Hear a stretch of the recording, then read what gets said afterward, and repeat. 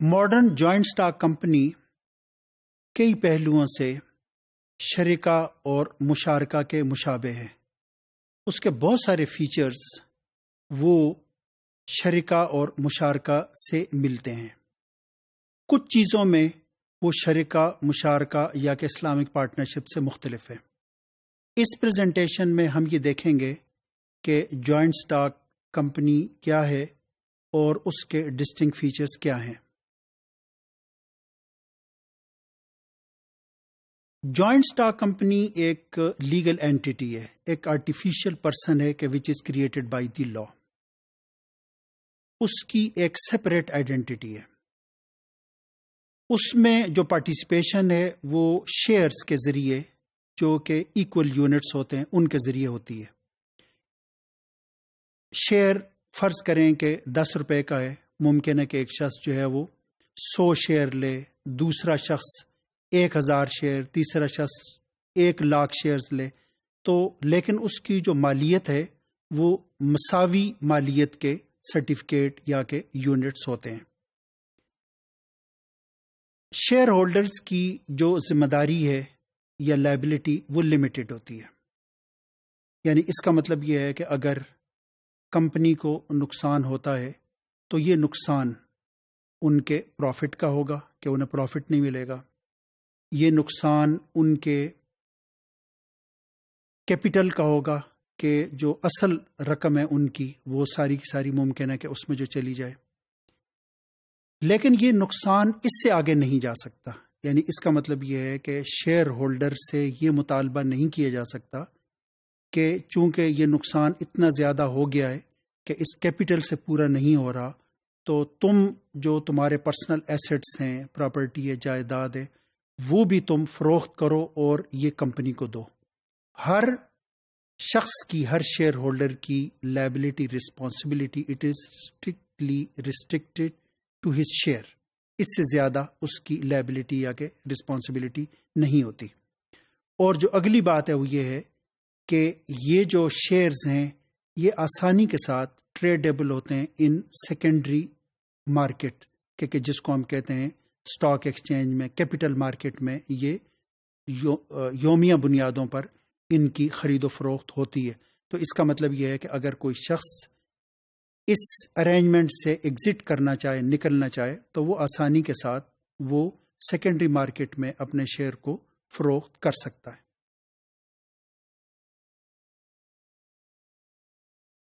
جیسے کہ میں نے آپ کو بتایا ہے کہ جوائنٹ سٹاک کمپنی وہ سب سے زیادہ قریب شرکت الاموال یا کہ انویسٹمنٹ پارٹنرشپ کے ساتھ ہے، کیونکہ اس میں انویسٹمنٹ ہر پارٹنر کا موجود ہے، پھر ایک لافل بزنس ہے۔ تو ان حوالوں سے شرکت الاموال اور جوائنٹ سٹاک کمپنی وہ ایک دوسرے سے بہت ملتے جلتے ہیں۔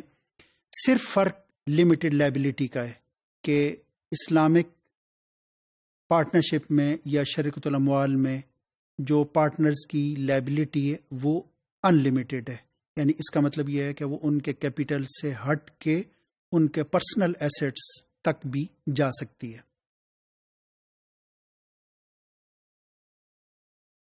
اسلامک پارٹنرشپ یا شرکت الاموال میں ہر پارٹنر کی اپنی ایک ڈسٹنکٹ پرسنالٹی رہتی ہے۔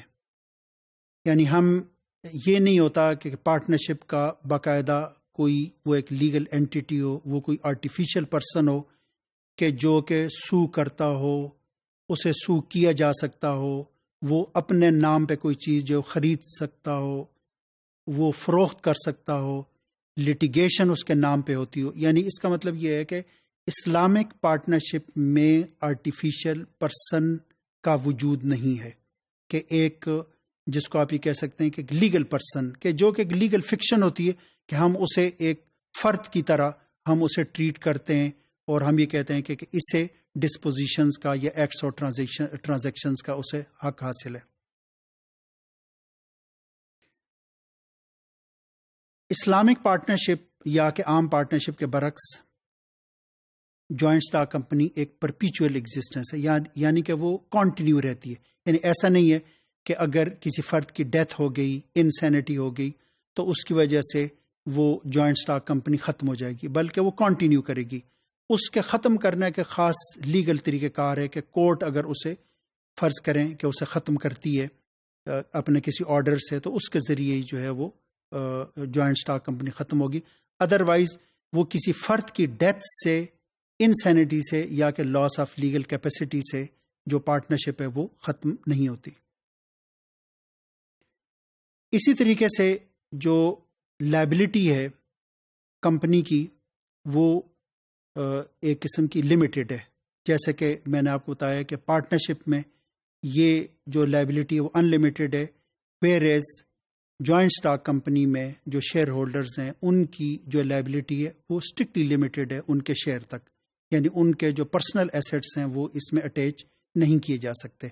تو یہ کچھ ڈسٹنکٹ فیچرز ہیں اس کے جوائنٹ سٹاک کمپنی کے، اور جن میں بعض میں ہم یہ دیکھتے ہیں کہ وہ انویسٹمنٹ پارٹنرشپ سے جوائنٹ سٹاک کمپنی ریزمبل کرتی ہے، اور بعض میں ہمیں یہ نظر آتا ہے کہ اس کا ایک مختلف طریقہ کار ہے۔